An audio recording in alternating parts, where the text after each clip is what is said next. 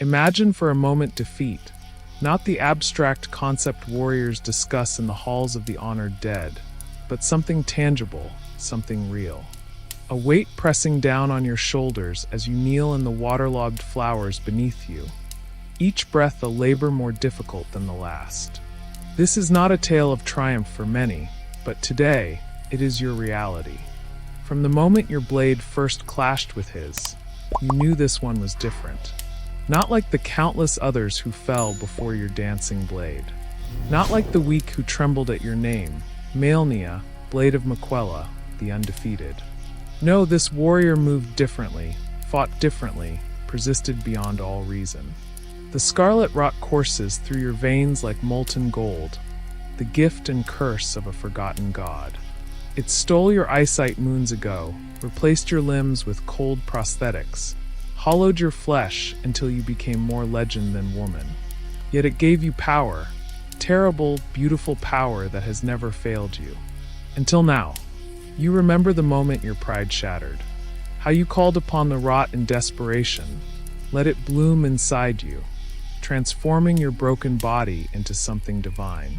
The petals unfurled from your flesh like fiery wings, and for a moment, you believed again in your invincibility. For a moment, godhood seemed enough.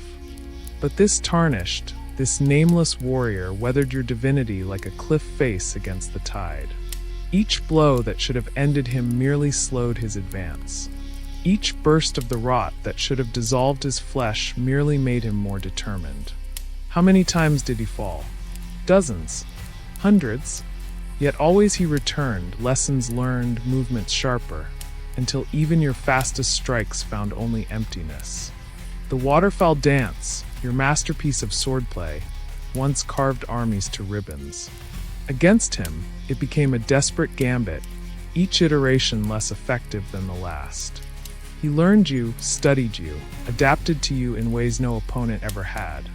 And now here you kneel, sword driven into the sodden earth, one prosthetic arm hanging useless at your side, the other gripping your blade as if it might still save you.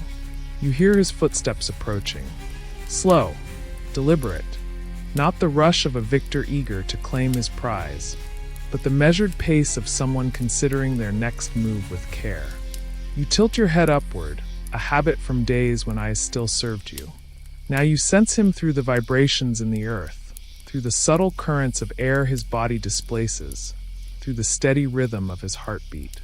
Why dost thou not strike, warrior? The question escapes your lips before you can contain it. Pride demands you remain silent in defeat, but curiosity overrides even pride. The weight of his gaze falls upon you like physical pressure, and you resist the urge to shiver under its intensity. Dost thou think me so unworthy a challenge that you wish not to even sully your blade? The words taste bitter, reminiscent of the day Godric groveled before you, begging for mercy you had no interest in giving. Is this how it feels to be on the other end of such contempt?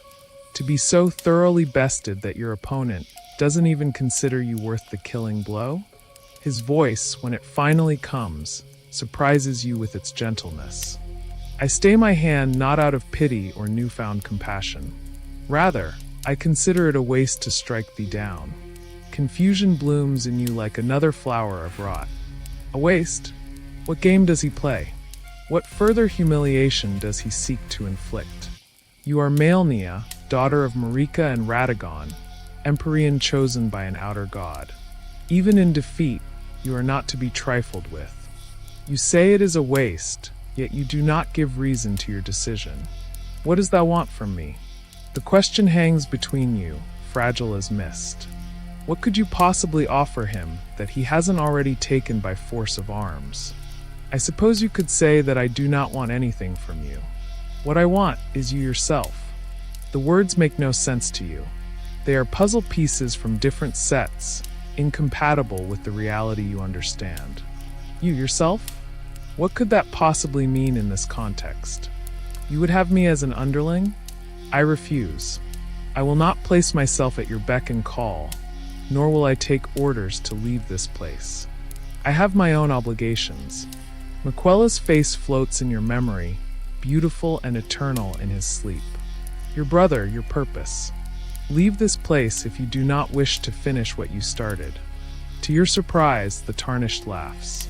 Not the mocking laugh of a victor, but something warm, almost appreciative. The sound is so unexpected it momentarily steals your focus. An underling? No, I wish to have you as an equal. The words strike you harder than any blow he landed during your battle. I won't regale you with tales of my travels, but I will give you insight into one fact. Of the many warriors, monsters, and abominations that I have come across and felled, you stand at the top of them all.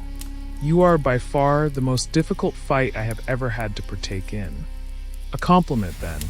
One warrior to another. This you can understand, this you can... Your beauty also stands atop them all.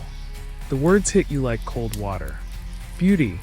The concept seems so foreign, so distant from your reality, that for a moment you wonder if you've misheard. Beauty belongs to the past, to the time before the rot claimed you, before prosthetic limbs replaced flesh, before blindness took your eyes. Beauty, thine eyesight is worse than my own, and it has since rotted away eons ago. The tarnished laughs again, and something about the sound tugs at you, like a half-remembered melody from childhood. My body has rotted away. I have no eyesight. Most of my limbs have long since been lost, and what remains is marred flesh, filled with a curse that makes others go mad. Simply being near me afflicts others with pain and misery, yet you claim that I am beautiful? Surely you jest. Your strength returns enough to stand, to face him at your full height. Even now, you tower over him, prosthetics gleaming dully in the ethereal light of the hallowed tree. And yet, you have loyal followers that would put themselves in harm's way simply to keep you alive and have your conquest fulfilled. Is it so strange that another would find you attractive? You are far from the most hideous thing I've encountered in my travels, even as the scarlet rot courses through you. I have slain some truly horrid abominations, my lady. There's a sincerity in his voice that confounds you. It has been so long since anyone looked upon you with anything but fear or reverence for your martial prowess. The concept of being seen as a woman, as something worthy of desire rather than dread, feels like a language you've forgotten how to speak. Still, if my visage does not displease you, my affliction should. The words come automatically, a shield against vulnerability. You have been a weapon for so long, it is difficult to remember being anything else. You speak only of your afflictions, yet fail to see your strengths. You are a protector and a fierce warrior.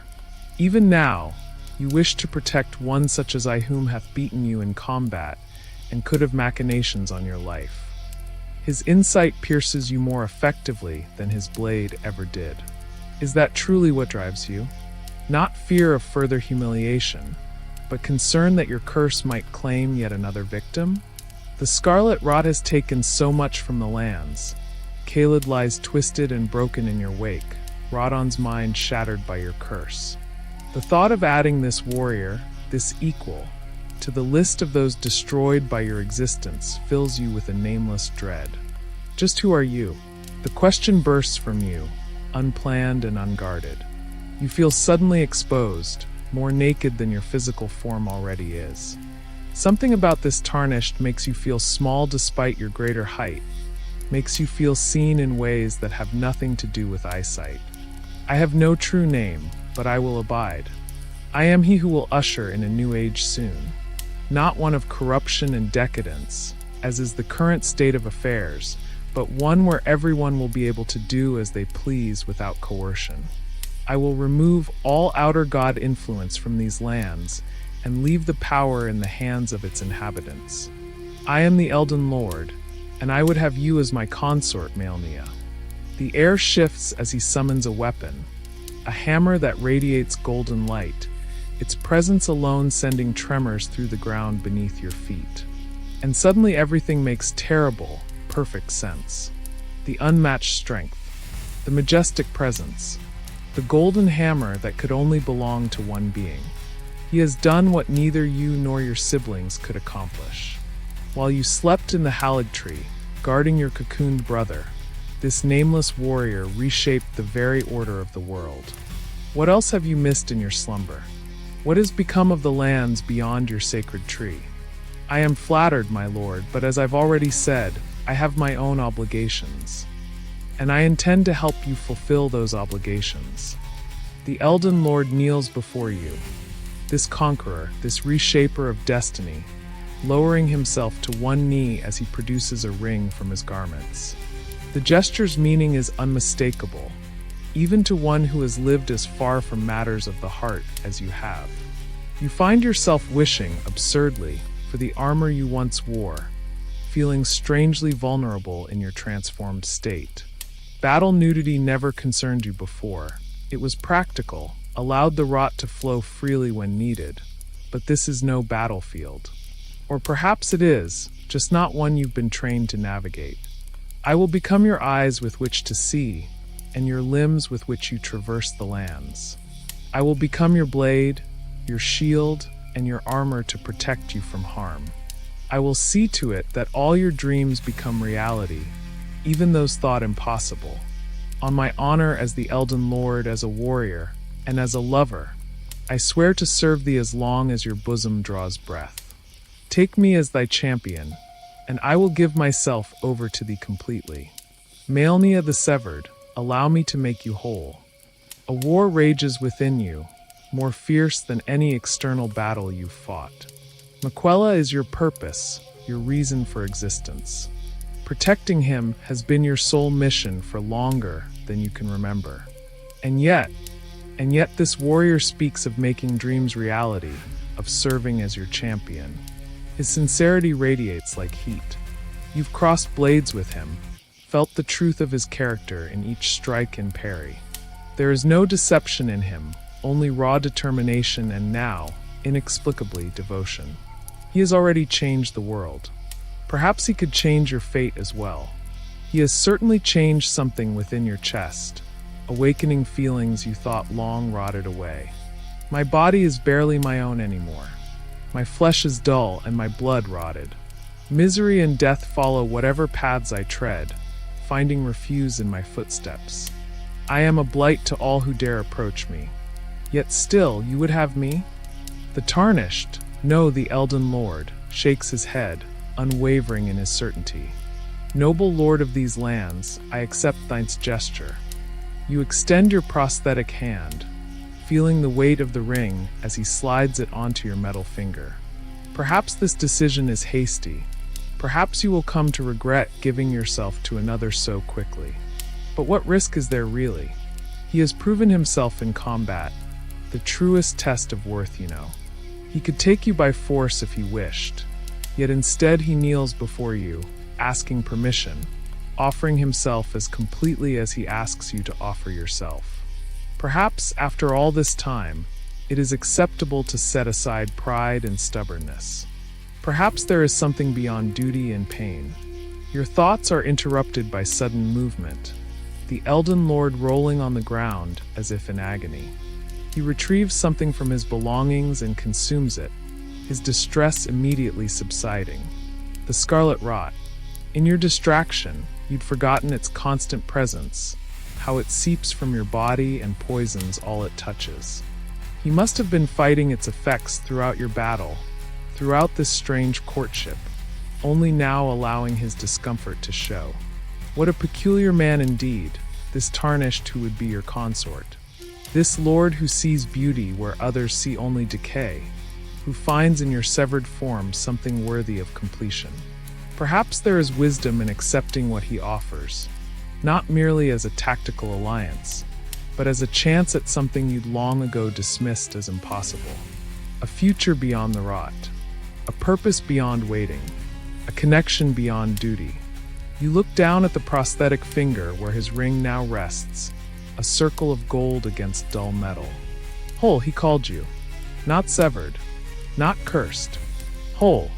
And for the first time since the rot first bloomed within you, something else begins to grow, fragile as a seedling, but undeniably present. Hope.